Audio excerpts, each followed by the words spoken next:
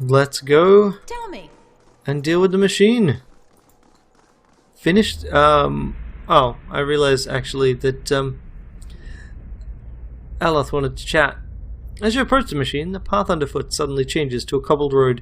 If you hadn't experienced visions like this already in Ter Everon, you'd be tempted to believe that the machine had sucked you into it and deposited you in the middle of nowhere. The sun blazes overhead, and the rolling meadows and thick forests on either side of the road could be anywhere in Deerwood. A shrill crackle turns your head. The standing next to you is a malnourished man, clad in threadbare loincloth and manacles. His entire body is stripped with lash marks, and there are scarred pits where his nose and ears should be. He stinks of stale sweat and unwashed filth. You notice someone wandering down the road, but the figure's back is to you. The scarred slave has your attention for now. You know something of quiet servitude, Watcher. Groveling and simpering before the gods whose aid you need, so that when they finally raise you to a place of power, you can seize what you desire. You have labored at the pleasure of others. That shriveled hag in Hadrit House, those preening soldiers with more taste for silk than steel, the wretched tribesmen playing out their fantasies of grandeur. And then you cowered and knelt before the gods themselves, begging one paltry favor and receiving riddles and visions in response. And now the gods give you orders and commands, even while you set out to fix what they cannot. Yet what have they offered you? They offered us a means to stop Boudica and Theos. That's enough for me. I get the feeling that this is his way of giving you new orders on behalf of his own master. Be careful, Ranneko. Given the breadth of the iron manacle, it's amazing he can raise his bone-thin arm. But he does, and he points to the person walking the other way along the road. The exiled queen is not an ungrateful patron. You get a better look at the lone figure and realize she's wearing robes, tattered and singed, but fine nonetheless.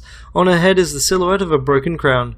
She continues walking, her pace slow but determined. Finish the work Theos began. Strengthen Boudica with these souls and allow her to become the most powerful of all the gods, with you as her favored. Helping her would mean the secret of the gods stays hidden. Safely hidden, yes. From the violent overlords that would cease to fear punishment in the next life. From the heavy-handed masters who would answer to no one. The world needs some schemes. Or the souls of kith so pure that you would snap the tenuous threads that bind society. In a heartbeat, we have a resurrection system that is separate from the gods. Come on! And Theos makes a better overlord. This is the god of slaves.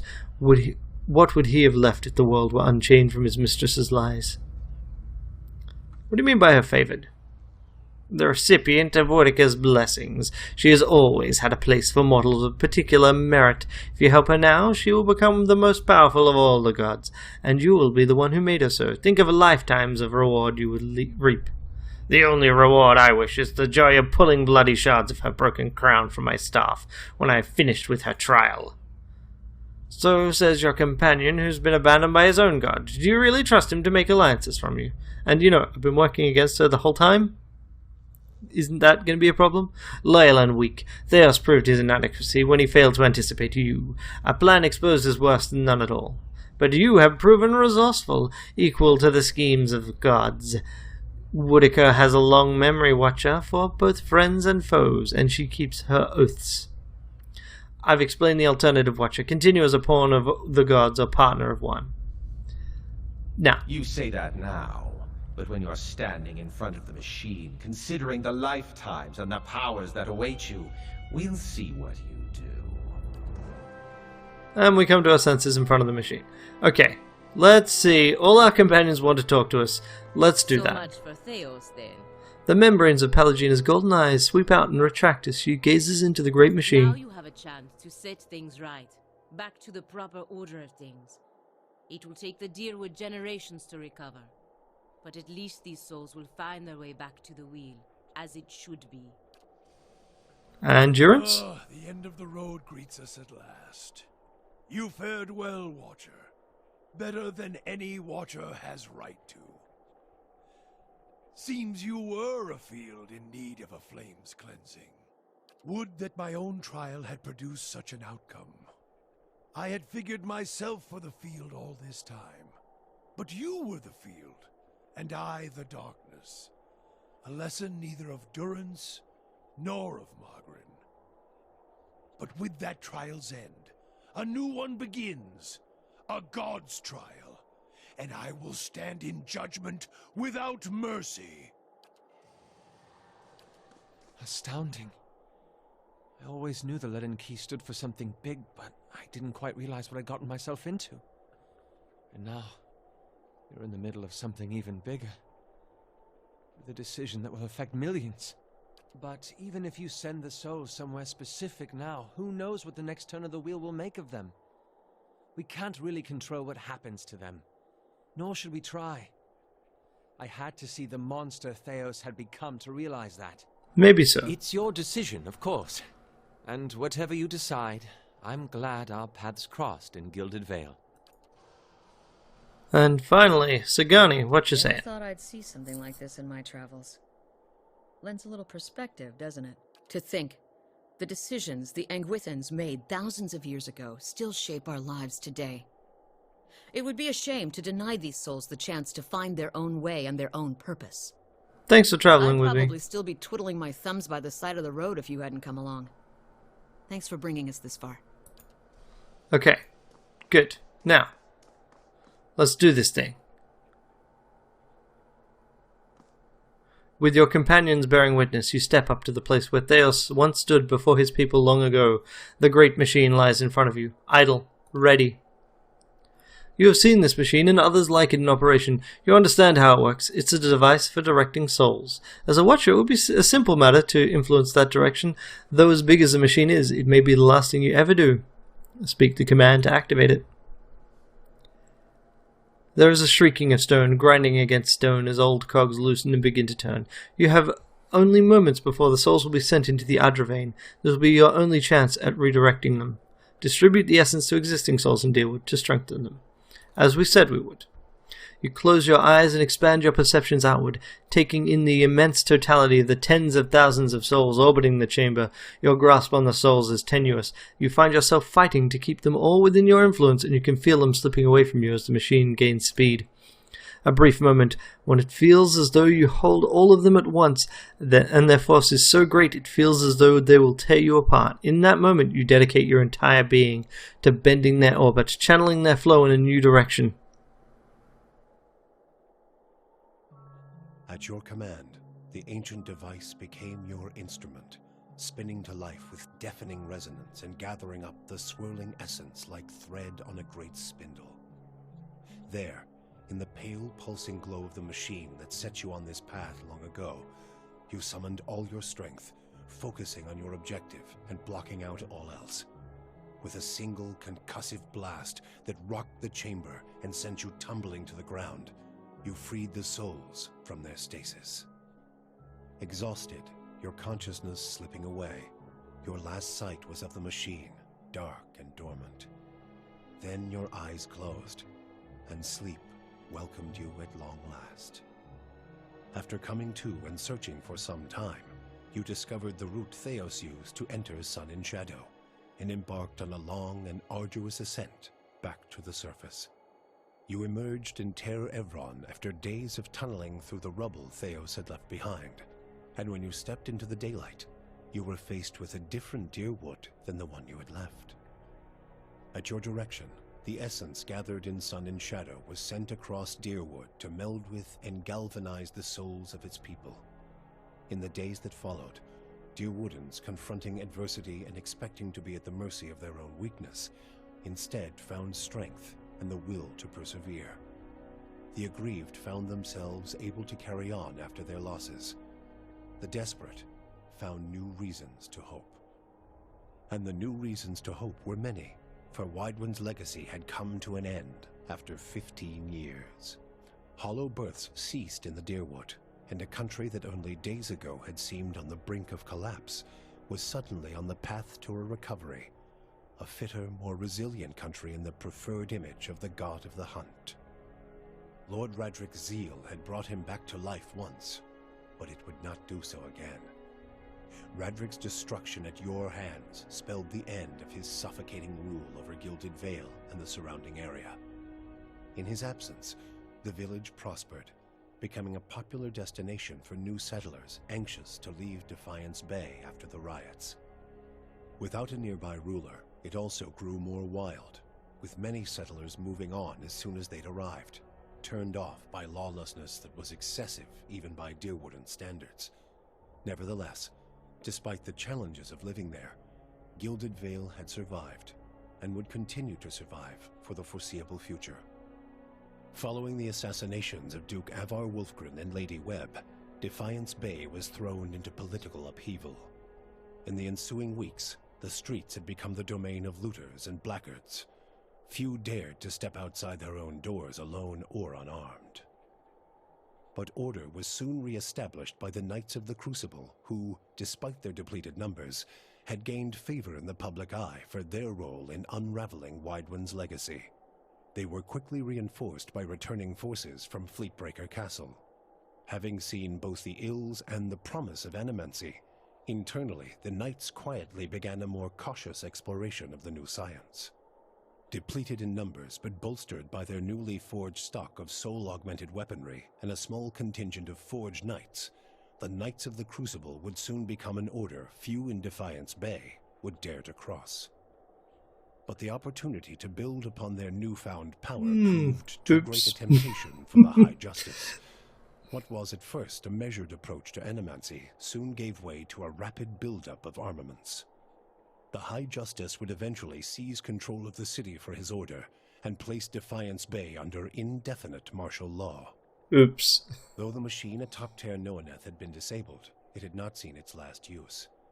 Heritage Hill was rebuilt, and no sooner had the first families moved in to resettle the district than members of the Leaden Key, acting under standing orders from their Grand Master, climbed the tower and reactivated the machine. The initiates slew a handful of the new settlers under cover of night, and watched as history repeated itself, the victims reanimating and devouring the survivors.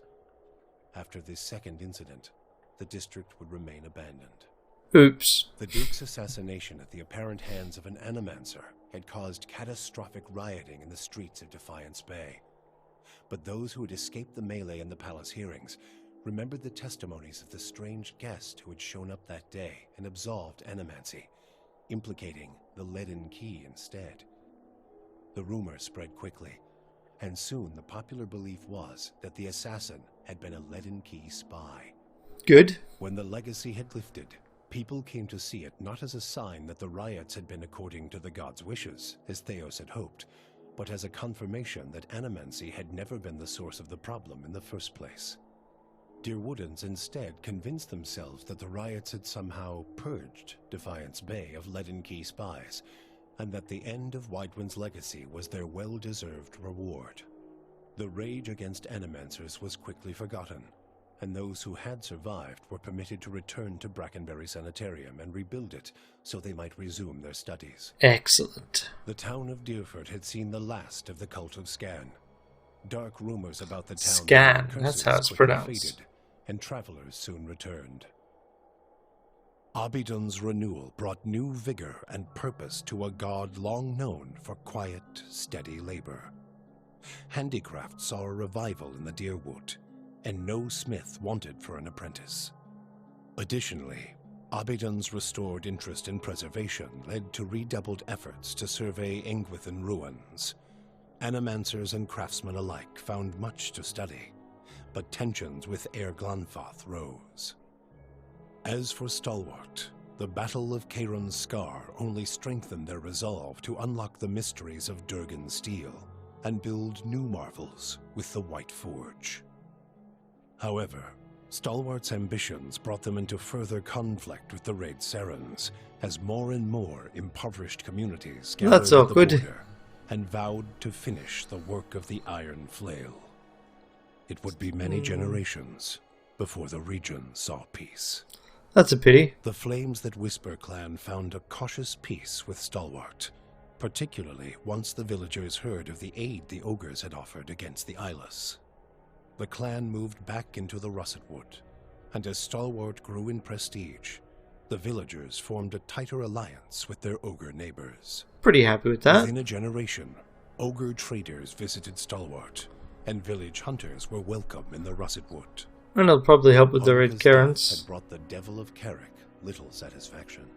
In time, her taste for vengeance soured. What replaced it was a hunger to feel something, anything, new.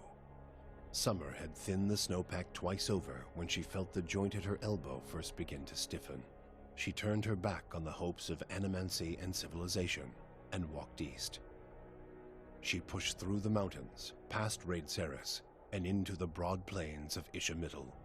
She had forgotten what it was like to simply journey, no goal or destination in mind. Though she felt nothing more than the steady thump of her feet on the road, the endless horizons and grassy meadows were new to her. She measured her time in the gradual rusting of her body and was satisfied. Her movements slowed, but so did the world around her. Waist-high grasses undulated and tacked in the wind, as gradual as the tides. Sparrows and blackjays made steady pilgrimages across the sky, each flap of their wings a solemn salute. She could hardly move when she found something she had never seen before, the ocean.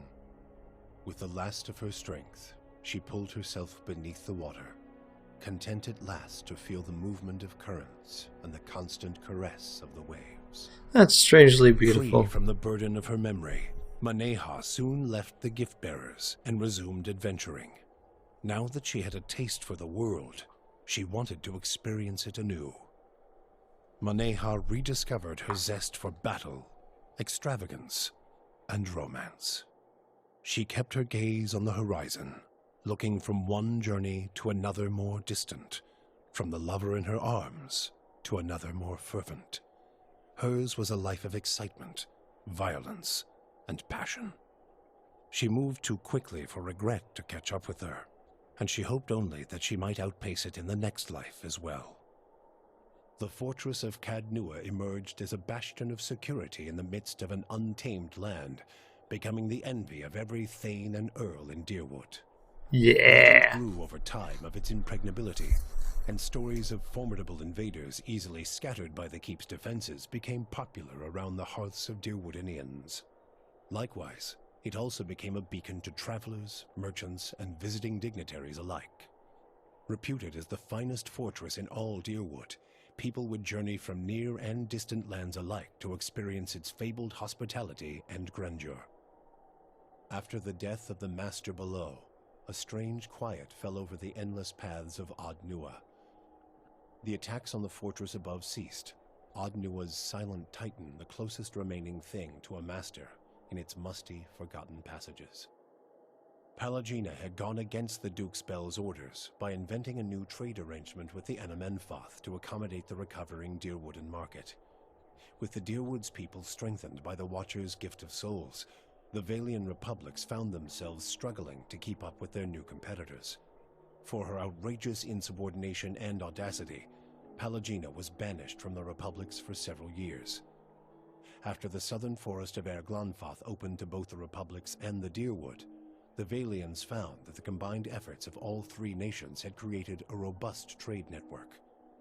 The Duchessa of Biajepi granted Palagina a pardon for her foresight, though it took many years for her to regain the trust of her superiors and brothers in the Order. Adair chose not to return home to Gilded Vale. Still most comfortable far from cities, he settled in Deerford, which, like many towns in the Deerwood, was beginning the slow process of rebuilding. Believing now that it was the obligation of Kith to be the leaders their gods had not, Adair was soon named mayor of the town, and under his guidance, Deerford soon began to prosper. He expelled the last of the Scanites from the area and drew new settlers with the offer of land, a trick he had learned from someone he otherwise preferred to forget. With each passing day, Deerford would come to more closely resemble the Gilded Vale of Adair's childhood, the one worthy of its name. When the dust settled in sun and shadow, Aloth looked upon the remains of Theos Ixarchanon, his former master. He saw where the Grand Master had gone wrong, and what would be required to undo the harm Theos had wrought. With a flick of his wrist, he burned Theos's robe, headdress, and every other symbol of the man's power. Never again, he vowed, should Kith live in fear and blind obedience to an authority they did not understand. Armed with the knowledge and courage he had gained on his journeys with the Watcher, he set out on the long and lonely task of dismantling the Leaden Key. With both their aims fulfilled, Kana Rua bid the Watcher farewell and sailed back to his beloved Rawatai. There, he reported on his findings to the Lore College. Kana spoke of the Engwithan people, describing both their vile experiments and their inspiring accomplishments. He spoke too of the destruction of the tablet by the Leaden Key, and the group's efforts to erase the Engwithan legacy from the world. Both inspiration and cautionary tales, he said, could be found in the world beyond Rawatai's borders. Kana urged his people to continue to pursue knowledge abroad, so that the lessons found there might benefit Tekoa. Kana's inability to prove his theory of Engwithan influence diminished his academic standing, but his passion drew much interest from those less concerned with degrees. Kana swiftly became an influential figure in the move toward a more collaborative approach to expansion on the northern continent. In his personal life, he came to enjoy the reputation of an affable eccentric, willing to share grand and impossible secrets, along with a drink and a song. With Theos defeated and the souls released from Sun and Shadow, healthy children were born once again in the Deerwood. The grieving mother sought a place where she might do penance for the birthing bell. Different seems to be a gathering spot. Where, to the astonishment of the villagers, she delivered the first healthy child in over a decade. She remained there, and with each new birth, she saw a measure of hope restored to the Deerwood, and a measure of grace for her own troubled past. Durrance used Magrin's strength only until Theos had been cast from the world, and then swore off her influence entirely. Regret came to weigh heavily on his mind, and a man who had never previously lacked for words or opinions came to embrace silence and contemplation. He continued to wander, penniless and destitute, searching now not for the reason for his goddess's silence, but for a mechanism for revenge. The charred robes he continued to wear as a reminder that he had been burned by his goddess, and not just by the flames of the Godhammer. Sagani experienced the 4 months of her journey back to Masuk in vivid colors. She strove to memorize every moment of her final trip through the Deerwood, Erglonfoth, the Valian Republics, and beyond, preparing to tell her village of what she had seen on her long journey. All of Masuk shared in her triumph, and she felt her pride and elation magnified by the joy of her village. Never again did she doubt the value of her sacrifices. After decades as a long hunter, Sagani finally became one of Masuk's most respected elders. She guided her community with wise counsel, and a generation after she finally passed, another huntress journeyed into the world to find her soul. For you, the death of Theos brought an end to your waking visions, and a silence to the whispers of the past. In their absence, you were able to sleep. The questions of a distant lifetime ceased to trouble your soul. All that remained was what to make of the answer. But at the moment, there was little to be done, and the matter would have to wait. A long journey loomed ahead. But wait, what about Zahwa? Nothing ever happened with Zahwa. Whatever.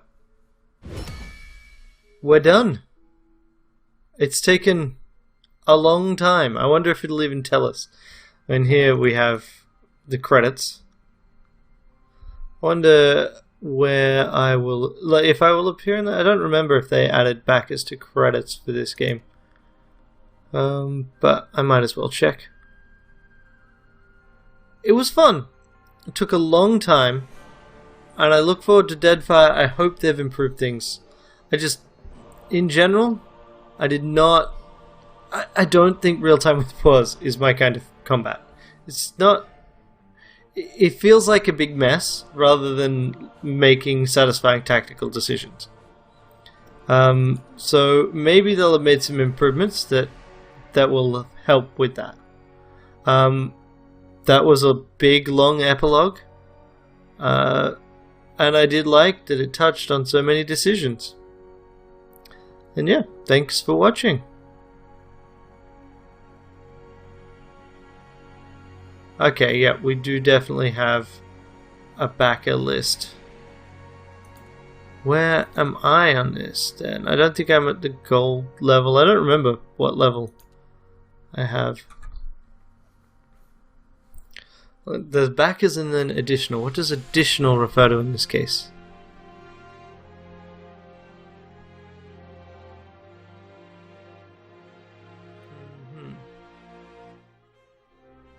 Come on.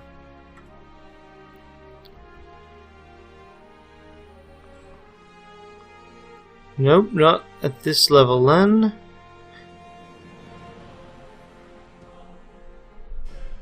If I go to Kickstarter, I can probably find this out, hopefully before we hit that point.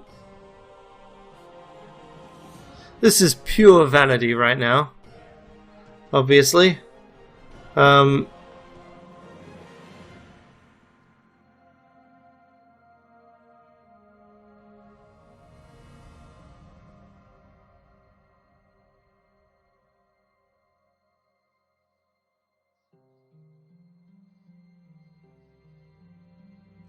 Okay, so what level did I back at?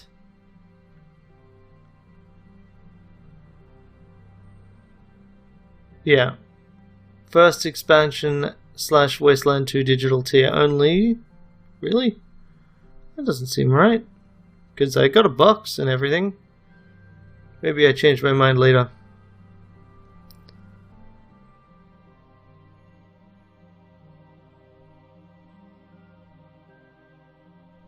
Just trying to find out where in the credits I would frickin' be.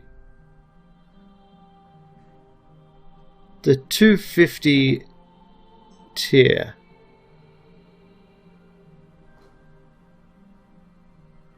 Yeah, it doesn't say where. Alright. Onward. Let's see. It'll be towards the start, because fortunately, my name starts with an A.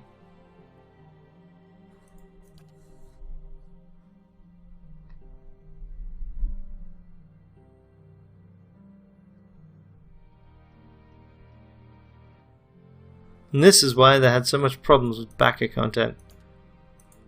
Because they didn't actually think about how they were going to structure in the world when they got the number of pledges that they hit. Huge Kickstarter success, but...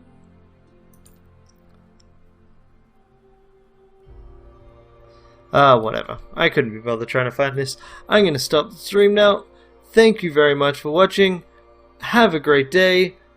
I normally stream at Tuesdays at 6 PM CEST.